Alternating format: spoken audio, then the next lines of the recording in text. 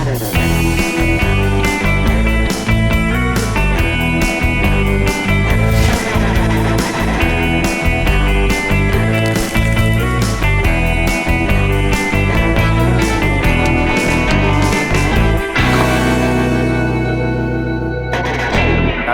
gue bareng Prof. Didin, ekonom senior dari IPB juga. Selamat datang Prof. Didin. Selamat siang. Selamat siang. Siap. Semalam kita ngelihat debat kandidat.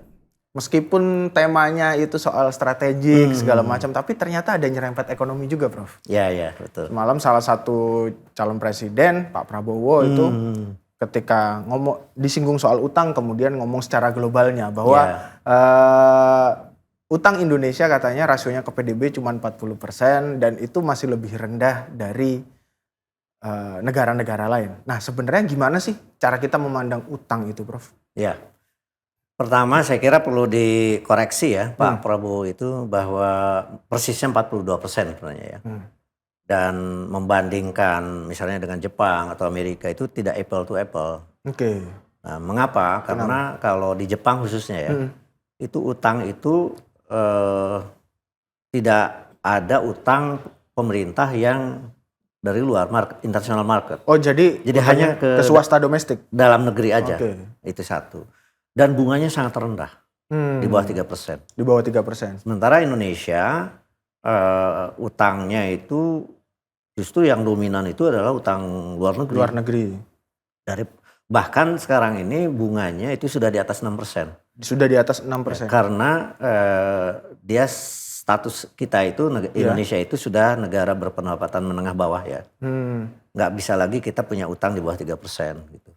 Nah, bedanya begitu.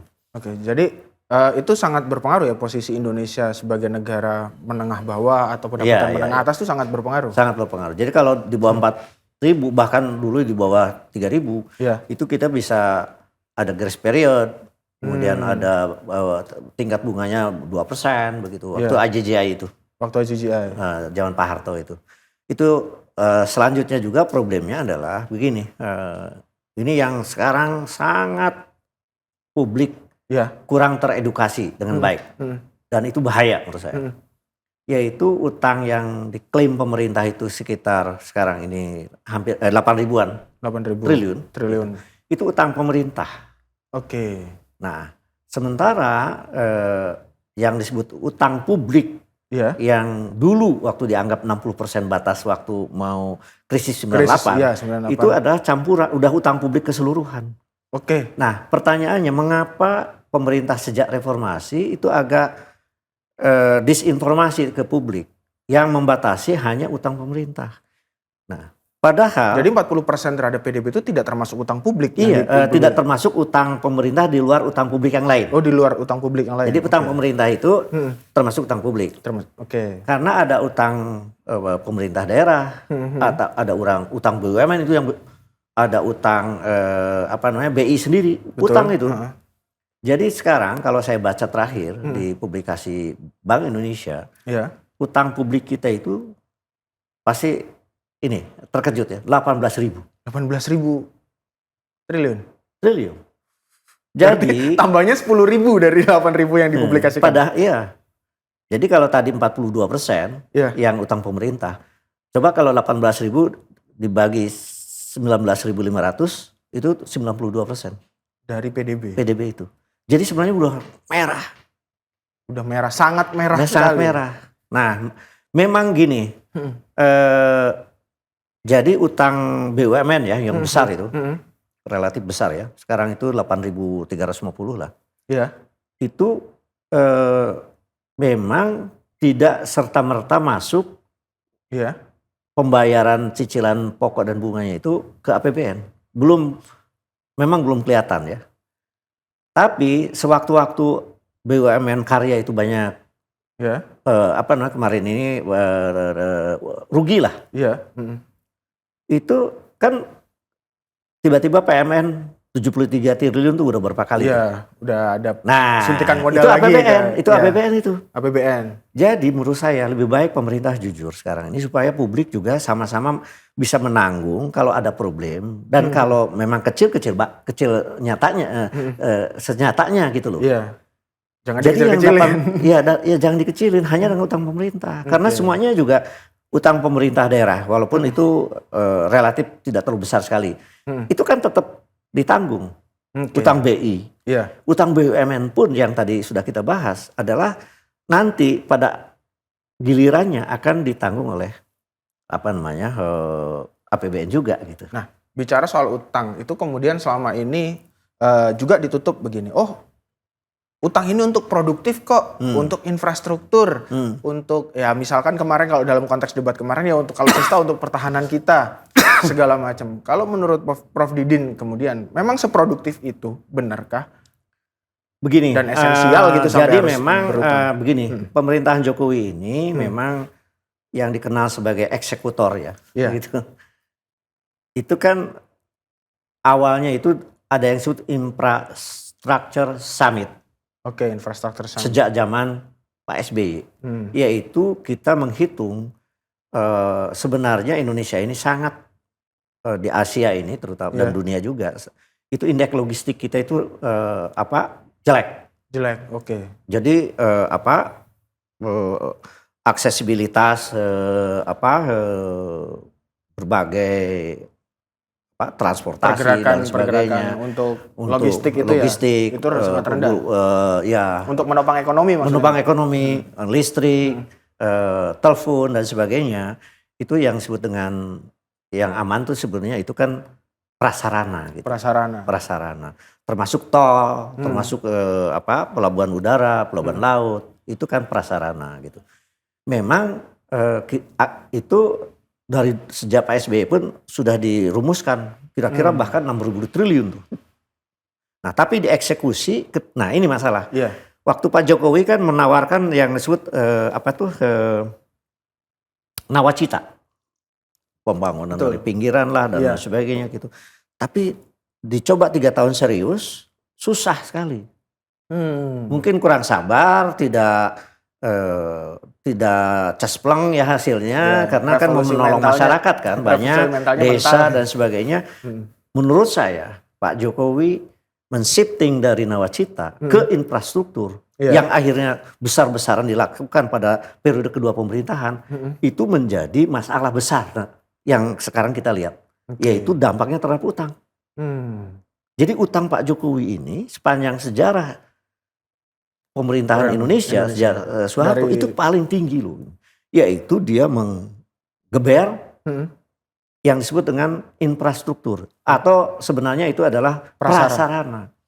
Karena kemudian masalah yang muncul adalah utilitasnya. Misalnya tol ya. Penggunaannya itu. Itu kan ramenya tuh tahun baru, lebaran. Begitu di luar itu sepi. Termasuk Trans Jawa, apalagi Papua dipakai main bola kan oleh masyarakat di sana. Jadi tidak ada assessment yang baik.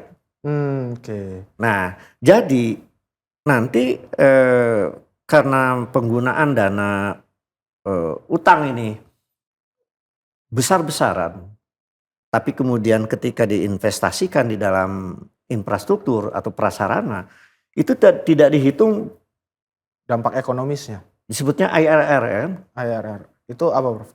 Internal rate of return yang itu kapan investasi balik. Itu berdampaknya kepada yang disebut dengan pertumbuhan ekonomi. Itu punya time lag. Karena asesmennya kurang baik. Kalau misalnya jalan-jalan tol di sekitar Jabodetabek, Jawa Barat mungkin Pantura dan lain sebagainya. Tapi yang lain mestinya tidak terlalu dipaksakan, maaf di Papua. Yang harus digenjot mungkin adalah jangan-jangan jalan pantai, jalan desa, dan lain sebagainya yang bersangkutan dengan bukan hanya yang melancarkan impor dan perusahaan konglomerat besar, tapi hasil-hasil dari pertanian secara luas, hasil nelayan dan sebagainya. Ini tidak diakses dengan baik dan digelontorkan harusnya seimbang dengan yang bisa menggenjot perekonomian rakyat. Oke, artinya begini. Nah, ya, itu. Artinya begini, ketika utang itu disebut untuk produktif, untuk prasarana yang katanya produktif, ini kan harusnya tercermin kemudian di pertumbuhan ekonomi. Betul. Yang kalau dari postur pertumbuhan ekonomi PDB kita itu kan 50 lebih itu konsumsi rumah tangga, dari pengeluaran misalkan gitu. Betul. Itu tidak banyak berubah sebenarnya dan tidak banyak meningkat. Ya. Artinya dalam waktu 5 tahun yang akan datang tidak akan banyak berubah. Mungkin nanti ya, walaupun itu dipertanyakan juga. Tapi kalau menurut saya kesalahan besarnya adalah biasnya pemerintahan Jokowi di dalam menggelontorkan dana termasuk dari utang ini, membangun prasarana ini yang tidak tidak berhubungan langsung dengan perekonomian nasional yang notabene mayoritas itu kita ini kan UMKM, pertanian. Mestinya kan seimbang ya, yang melancarkan impor, perusahaan-perusahaan besar nasional. Oke, itu pun diperlukan, tetapi sebagian besar kan perekonomian kita itu strukturnya ya. Dunia usaha kita 99,98% itu UMKM. Dan pertanian dalam arti luas. Yang termasuk tenaga kerja paling banyak nelayan dan sebagainya. Itu malahan menurut saya tidak dibangun secara serius. Jadi belum infrastruktur UMKM itu belum ada malah atau tidak serius? Ya apa sekarang? Digitalisasi. Saya kira terlalu sedikit ya. Digitalisasi, kemudian tadi jalan desa, jalan pantai untuk nelayan, kemudian insentif untuk mereka, untuk supaya mereka itu naik kelas ya. UMKM itu jangan mikro terus kan, menengah dan sebagainya. Itu tidak disentuh dengan serius menurut saya. Sehingga tadi utang yang luar biasa paling besar zaman Jokowi ini menjadi time lag-nya terlalu panjang. Mengapa? Karena yang berhubungan dengan impor kan sekitar Jakarta ini dan sebagainya. Kota-kota besar. Iya, tapi yang merangsang bagaimana nelayan, bagaimana para petani, peternak, pekebun dan sebagainya dengan segala insentif, prasarana dan sarananya itu tidak dibangun secara seimbang, secara serius gitu. Oleh karena itu, utang ini menjadi menurut saya secara umum tidak produktif, kurang produktif. Time lag-nya terlalu panjang untuk punya dampak terhadap pertumbuhan ekonomi nasional secara keseluruhan. Makanya sejak periode pertama sampai yang kedua itu maunya 7%, kan tidak beranjak dari 5% itu kan. Karena langkah-langkah yang dilakukan tidak untuk menuju 7%. Tidak mencerminkan. Menurut saya ada semacam blind psychology. Jadi melihat persoalan secara tidak tepat. Maksud saya terlalu terpesona oleh yang besar-besar atau asing. Padahal asing ada yang produktif. Yang besar ada yang produktif. Tetapi menurut secara keseluruhan jangan-jangan lebih dari 5% kemarin itu tidak produktif. Sementara sentuhan terhadap yang UMKM, pertanian dalam arti luas, itu menurut saya alokasi dari dana infrastruktur yang ribuan triliun itu tidak menyentuh mereka. Dan itu tercermin sebenarnya adalah kita setiap krisis itu kan bertumpunya sama UMKM dan pertanian. Ketika 98 backbone-nya tulang punggungnya UMKM. Nanti pekerjanya jadi petani ketika kena goncangan. Begitupun juga pandemi. Pandemi ini pertanian loh. Yang sampai ada 16% pertumbuhan itu. Yang lain ketika negatif. Iya benar. Nah, ini kita harus sadar sekarang ini ke depan ini tidak selalu yang besar itu yang indah. Yang indah, iya. Kan ada itu dulu. Malah yang kecil yang indah gitu kan. Nah, sementara struktur perekonomian nasional kita sekarang ini sebagian besar itu adalah menengah ke bawah. Ini yang harus disiapkan infrastrukturnya, prasarana dan sarananya. Karena misalnya mobilisasi hasil-hasil pertanian dari desa ke kota ya, ke kota besar. Itu kan di samping jalan sudah memadai. Jembatan, bendungan untuk irigasi dan sebagainya. Memang ada bendungan, tetapi kemudian apakah sudah di-assess pertanian itu di mana saja, nelayan di mana saja? Kan jalan pantai menurut saya yang untuk memfasilitasi nelayan, kemudian juga waktu itu solar misalnya untuk nelayan, itu tidak serius. Betul. Dibangun untuk supaya mereka itu bangkit. Padahal contoh di dunia itu tidak selalu yang besar itu. Itu ada misalnya 2 ya, 1 Taiwan, 2 Jepang. Itu gimana, Prof? Gini, jadi Taiwan itu hampir disebutnya sukses setingkat Cina sekarang ini, sisi teknologi, perekonomian dan sebagainya. Taiwan itu karena umumnya UMKM semua. UMKM chip ya itu ya? UMKM chip. Bahkan dia produsen software sekarang salah satu terbesar. Kemudian dia merebut teknologi jam Swiss misalnya, dan lain-lain, komputer dan sebagainya. Itu UMKM. Nah kalau Jepang, memang ada yang besar, tapi dengan cerdas sejak tahun 70 sampai hari ini itu selalu ada yang disebut dengan sistem subkontrak, sehingga dia konsentrasinya 80%, partnya, underdealnya, mobil-mobil Suzuki, Toyota itu dikerjain oleh UMKM. Nah kita sekarang linkage-nya nggak jelas. Waktu zaman Pak Harto lumayan. Kemitraan itu. Tapi sekarang kan slogan aja kemitraan itu. Ya artinya begini, kalau saya berkacanya ke pandemi soal itu. Waktu itu banyak kebijakan pemerintah, misalkan soal kredit untuk UMKM gitu. Bantuan kredit UMKM. Ternyata nggak banyak UMKM itu yang bankable gitu. Yang terkoneksi dengan persoalan ya, dengan itu harus dikoreksi ya. Misalkan. Lalu bahwa ya memang ketika ngomongin tol, ini kan berarti utang untuk tol gitu kan, kayak tadi infrastruktur misalkan tol. Tapi sebenarnya kan kebutuhan UMKM itu, apalagi yang mikro ini kan ya nggak butuh tol. Mereka orang pasarnya di sekitar situ kan, pasarnya di lebih sedikit. Tapi ada yang mereka butuhkan secara esensial, misalkan akses perbankan. Lalu misalkan ngomongin digitalisasi, berarti bantuan internet atau internet gratis dan lain-lain yang itu ternyata tidak disentuh dengan utang sebanyak itu. Bahkan yang saya masih ingat di Jakarta dulu, zaman gubernurnya itu siapa ya? Itu agak serius tuh. Jadi itu memberikan tata ruang. Bayangkan kalau di seluruh kota di Indonesia, kota kecil, sedang dan besar, disediakan tata ruang untuk UMKM. Jangan ini di pinggir-pinggir jalan itu, kan jarang sekali. Zaman Pak Ahok. Pemerintah, kota, pemerintahan kabupaten, wali kota dan itu tata ruang buat mereka itu sangat sedikit. Kan itu butuh alokasi dana juga untuk menyediakan tata ruang.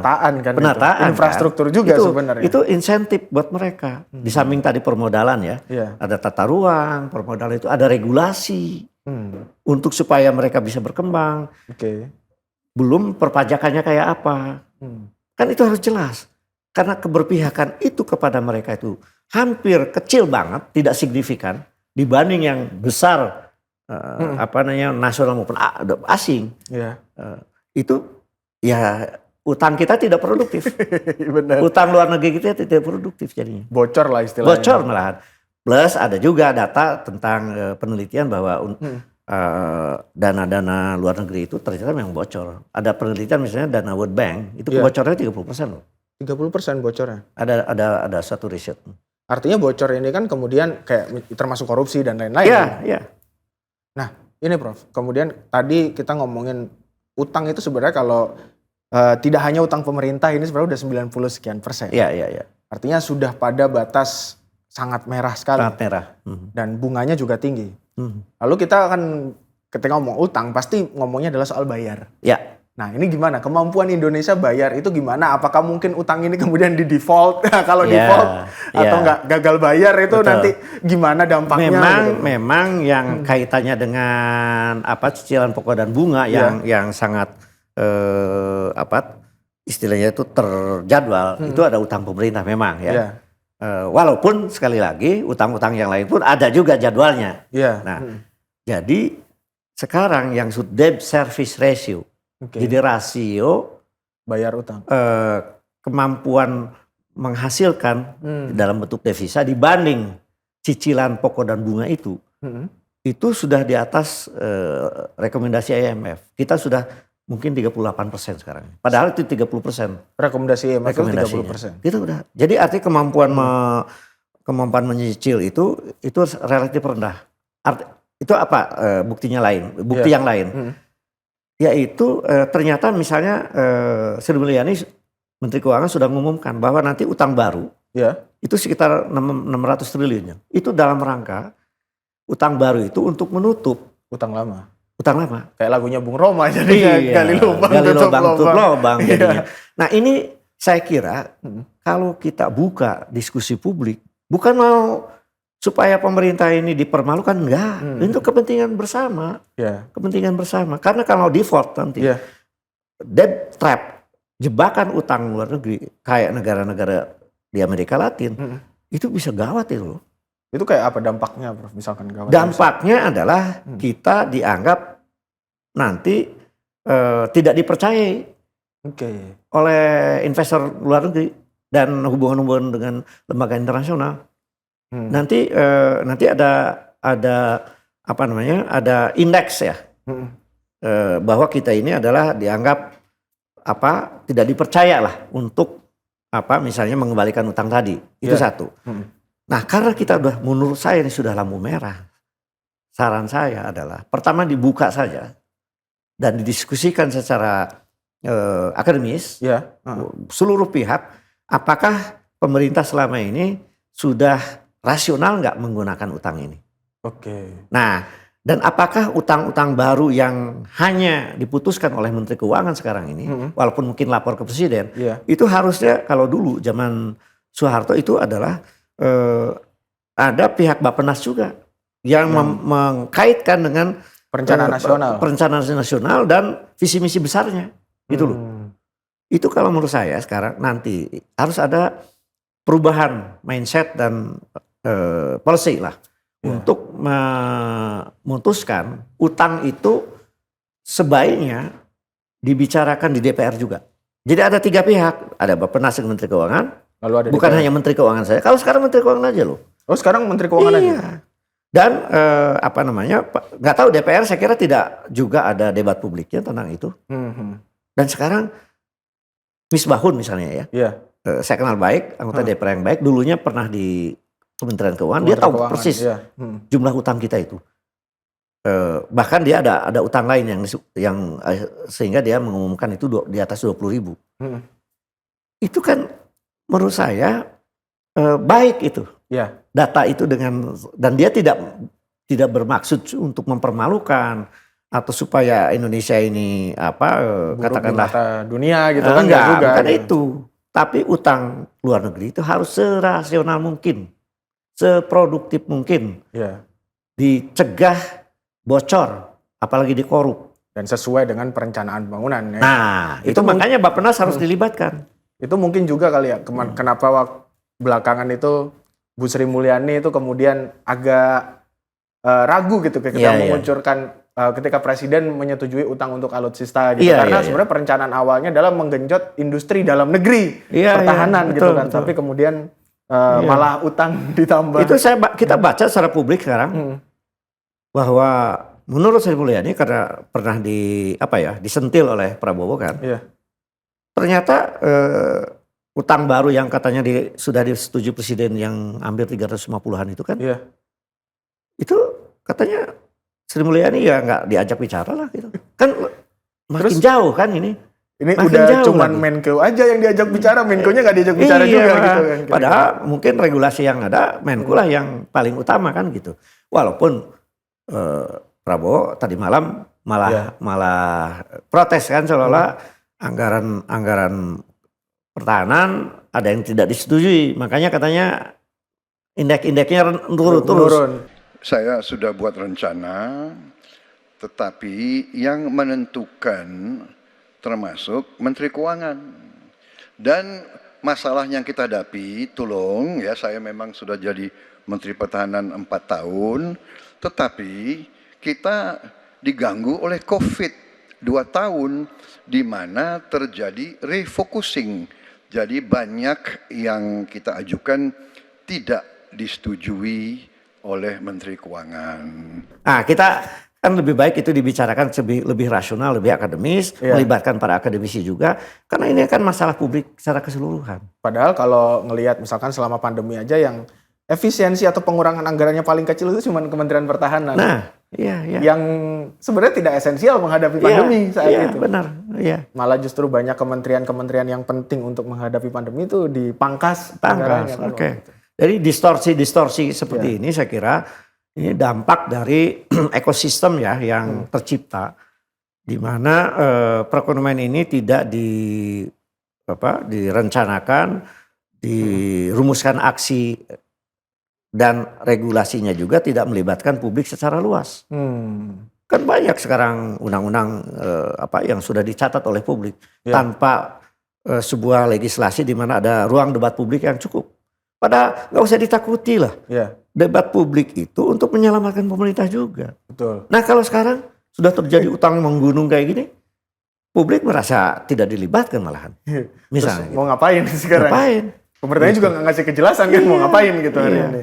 Jadi lebih baik menurut saya persoalan utang luar negeri ini menjadi concern ya semua pihak. Eksekutif, presiden dengan mungkin kalau menurut saya nanti presiden itu Menteri Keuangan dan Bappenas libatkan kayak dulu zaman Soeharto itu lebih bagus. Kemudian DPR dan ada debat publik yang melibatkan civil society. Yang melibatkan civil society. Tapi yang mengerti lah, bukan asal kritik juga ya. Mungkin kalangan-kalangan yang memang mendalami secara komprehensif ya problem utang itu dan perbandingan negara lain. Mana yang sukses gitu, mana yang gagal kan gitu. Nah ini terakhir mungkin tadi kita bicara bahwa kemampuan Indonesia untuk bayar utang itu juga sudah melewati batas yang dianjurkan IMF gitu kan. Udah 40% padahal batasnya 30%. Jadi ini memang dalam kondisi yang sangat mengkhawatirkan padahal, dan kita tahu gitu dampak dari utang. Misalkan dua negara besar aja ketika Amerika itu banyak ketergantungan utang sama China hari ini dipegang, dan hari ini kita ngomongin devisa juga banyak dari SBN yang utang juga gitu sebenarnya surat berharga negara itu kan utang juga gitu. Nah kemudian bagaimana kepemimpinan ke depan Prof? Menyelesaikan masalah itu dan gimana caranya kita juga bisa terhindar lah. Jadi ada kuncinya yang saya suka dengan istilah bahwa siapapun presiden yang akan terpilih, pendekatannya itu saintifik. Jangan pendekatan politis. Saintifik dalam arti politis itu adalah ketika itu menjadi pilihan-pilihan katakanlah paradigm ya. Misalnya perbedaannya apa nih antara tiga calon presiden ini? Itu politis ya. Itu perdebatan politis, pendekatannya ideologis macam-macam. Tapi ketika sudah menjadi sebuah kesepakatan bahwa rakyat memilih presiden yang terpilih nanti, itu pendekatan saintifik. Jangan begitu dia jadi presiden seperti kata Kennedy, seluruh kepentingan pribadi dan kelompok saya selesai dan mulailah saya mementingkan kepentingan rakyat secara keseluruhan. Jadi tidak boleh ada lagi framing pada satu kelompok politik yang mungkin waktu itu pemilihan tidak mendukung. Itu semua orang sepakat bahwa sekarang presiden kita itu. Lalu diambil kebijakan terbuka pada publik dan pendekatannya saintifik, akademisi dilibatkan, nggak usah lagi ada undang-undang ITE yang kemudian buzzer, influencer menghantam hanya karena perbedaan. Itu menurut saya akhiri. Kita masuk pada pendekatan saintifik dan demokrasi menjadi jalan. Jadi menurut saya kesimpulan umumnya adalah pengelolaan utang luar negeri kita itu kemarin-kemarin ini sudah tidak saintifik, tidak berbasiskan data-data yang dibuka ke publik, dan akhirnya demokrasi yang dikorbankan. Iya dong. Karena kemudian seolah elitis gitu loh. Rakyat tidak ini hanya menerima dampaknya yang negatif gitu. Itu menurut saya demokrasi menjadi dikorbankan. Jadi satu saintifik, dua terbuka, yang ketiga tidak mementingkan golongannya sendiri dan menjadi demokratis. Ini terima kasih Prof Didin sudah bersama Think Tank cukup mencerahkan nih soal hutang yang kompleks itu sebenarnya. Tidak semudah bahwa kita 40% masih di bawah negara lain gitu, tapi ternyata ya sangat mengerikan dan semoga negara ini bisa melewati itu dan tidak terjebak krisis gitu. Thank you dulur semua.